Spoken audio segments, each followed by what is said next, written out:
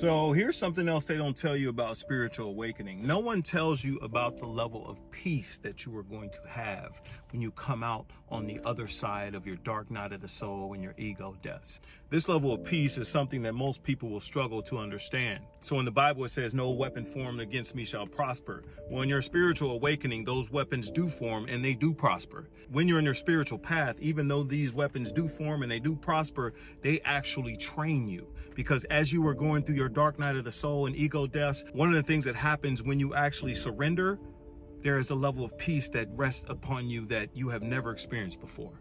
It's one thing to have peace when things are great. It's a whole other thing to be able to have peace when things are not great. When it is raining, when it is storming, when the tornado is hitting, and you have peace in the middle of that, that's a whole other level.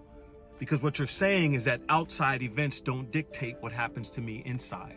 I decide what I'm going to be no matter what happens outside of me. Divorce happens, loss of job happens, loss of income, loss of relationships, loss of friendships. Chaos can be happening all around me, but I'm still choosing to exist in a place of peace. That is power. But you can't get to that power unless you go through the pain. And I say go through the pain. That means transcend the pain, transcend the issues. In my dark night of the soul moment, man, it was so horrible. I thought that my life was done here. And I remember getting the message during my dark night of the soul that I'm supposed to relax in the middle of that journey. I'm supposed to be at peace in the middle of that journey. And that's when I surrendered. And when I surrendered, everything changed for me. Once I surrendered to it, peace reigned upon me. Once I stopped stressing, once I stopped worrying, once I stopped trying to fix everything and going crazy and having anxiety and depression, once I stopped all of that, that's when it all changed. Because from there, once I was able to calm myself and sit in the middle of the storm, then gratitude came.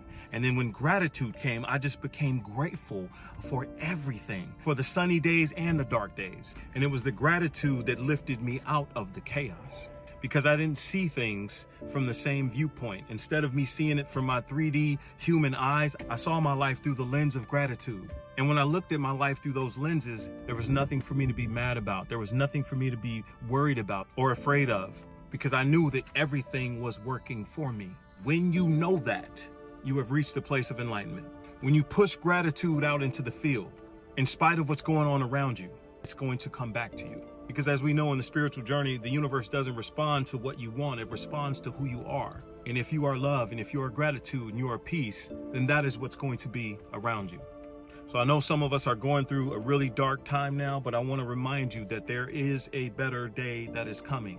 Go through your process of surrender. Grab a hold of the peace.